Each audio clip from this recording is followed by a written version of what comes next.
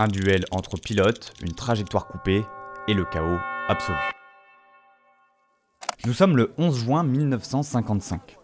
Sur le déjà mythique circuit des 24 heures du Mans, l'après-midi est à la fête, il y a du soleil, les spectateurs ont tombé la veste, des fanfaronnades d'accordéon et des relents de frites remplissent l'air, l'événement est vraiment populaire. La course a commencé depuis 2h30 et à ce moment-là, la Mercedes numéro 20, conduite par Pierre Lévesque, va passer une fois de plus devant les tribunes. Il est 18h28 et en quelques secondes, la plus grande course automobile du monde bascule dans l'horreur.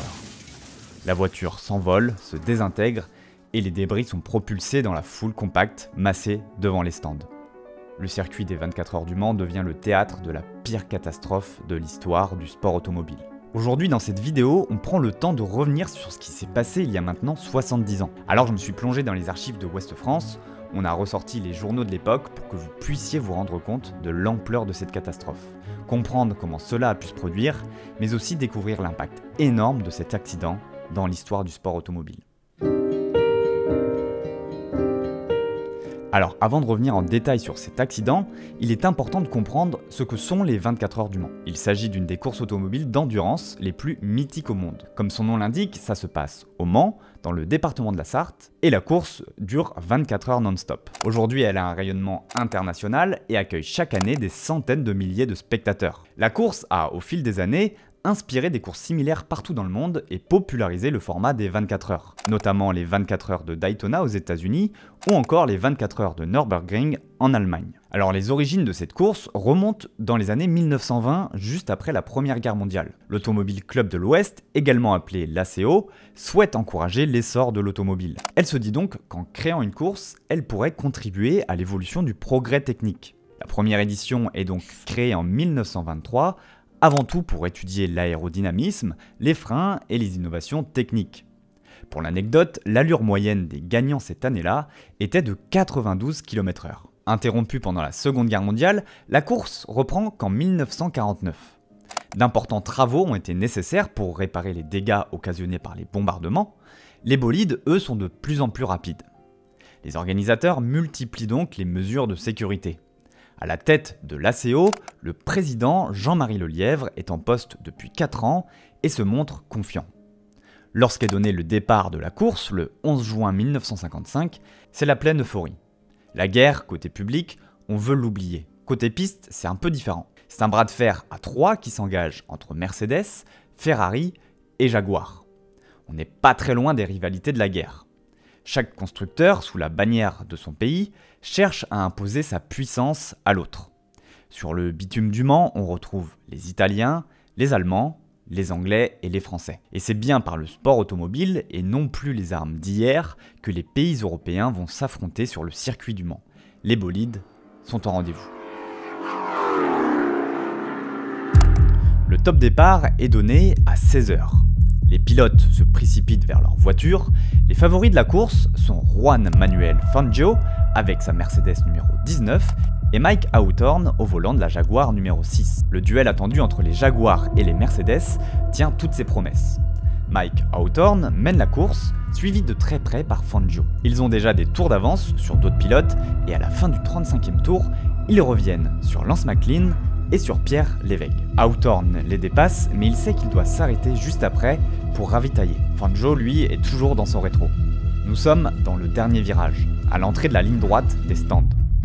À l'époque, pour se ravitailler, les voitures se garaient directement sur la piste, derrière une ligne blanche. Mike Hawthorne doit donc s'arrêter au stand.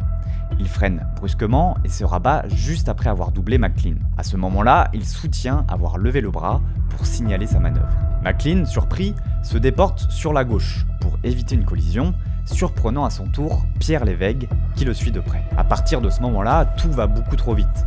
Le contact entre les deux voitures est inévitable, la Mercedes de Pierre Lévesque prend appui sur celle de McLean, décolle puis s'écrase sur le muret qui sépare la piste des tribunes. La voiture explose aussitôt, propulsant des débris dans la foule, le train avant, l'aérofrein et le moteur frappent de plein fouet des spectateurs qui n'ont pas le temps de réagir. Fangio, lui, assiste de derrière à cette scène et oblique brusquement à droite de la piste pour éviter l'accident. Il fauche un gendarme, un photographe et 2 commissaires de piste. La vitesse estimée lors de l'accident est est d'environ 170 km/h.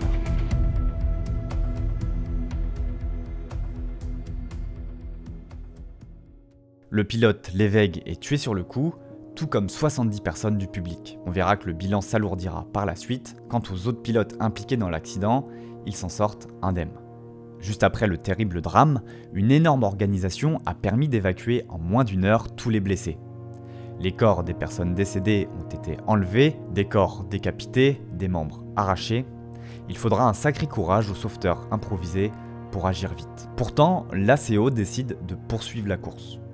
À l'époque, 3 hommes pouvaient prendre la décision de l'arrêter. Jean-Marie Lelièvre, le président de l'Automobile Club de l'Ouest, le directeur de la course, Charles Farou, et son adjoint, Marcel Rechel. Ce dernier justifiera la décision de laisser se poursuivre la course en ces termes. Une course ne s'arrête jamais, à moins que le passage sur la route ne soit à ce moment impossible.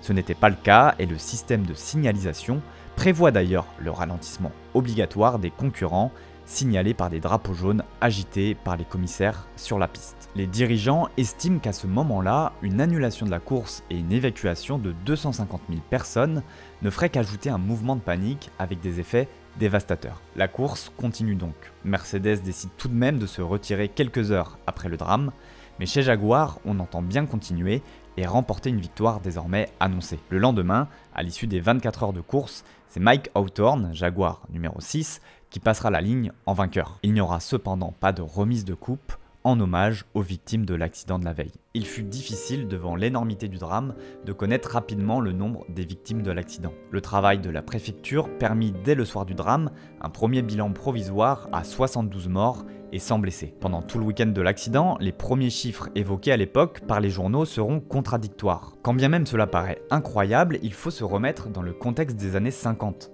Sans téléphone portable, sans numérique, tout est à la voix et au téléphone fixe. Pour avoir le premier bilan officiel de l'accident du Mans, il faudra attendre l'annonce du 13 juin 1955 lors d'un conseil des ministres tenu en présence du président de la République, Edgar Faure. Celui-ci fait état de 82 morts et 73 blessés hospitalisés. La ville du Mans est en deuil et rendra hommage aux victimes le 14 juin dans la cathédrale Saint-Julien. À quelques kilomètres de là, pendant le service funèbre, sur les lieux de l'accident, de nombreuses gerbes rappellent le drame, la foule continue d'aller s'y recueillir dans un silence pesant. Cet hommage durera plusieurs jours. Il aura fallu attendre 13 mois de travaux pour que le circuit du Mans puisse de nouveau accueillir les 24 heures. Ce n'est que les 28 et 29 juillet 1956 que le circuit accueille les 24 heures du Mans, traditionnellement en juin. Pendant cette période, aucune compétition de sport automobile ne sera organisée en France, elles seront toutes suspendues. La leçon de 1955 invite l'ACO à une mise en sécurité du public. Un talus à parois verticales entoure désormais les enceintes. Et le public, auparavant très près du circuit, est désormais tenu à distance par un talus de 3 mètres de large qui court sur 2200 mètres le long du circuit. La route a été abaissée de 2 mètres pour permettre aux spectateurs une visibilité maximum. Les stands de ravitaillement sont complètement reconstruits avec aménagement d'une zone de décélération et l'élargissement de la piste. Mercedes, qui a vu 2 de ses voitures impliquées dans le drame, ne reviendra au Mans que dans les années 1980, puis officiellement en 1998 et 1999.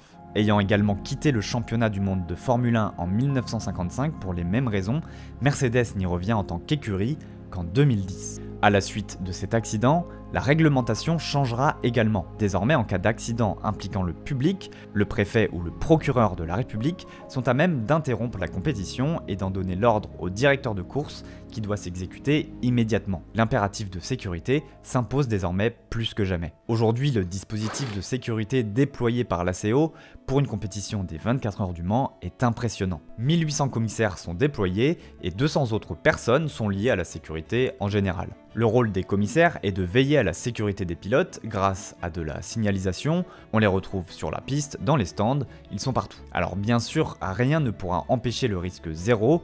Les sports mécaniques sont dangereux et le resteront. L'histoire du sport automobile est marquée régulièrement par des accidents qui endeuillent la discipline. mais des efforts considérables sont faits pour améliorer la sécurité. La tragédie de 1955 est fondatrice et un tournant majeur pour la sécurité dans le sport automobile. Et voilà, nous arrivons à la fin de cette vidéo, merci de l'avoir regardée, j'espère que vous aurez appris des choses sur cet événement. N'hésitez pas à vous abonner pour ne pas manquer nos prochaines vidéos, et moi je vous dis à très bientôt.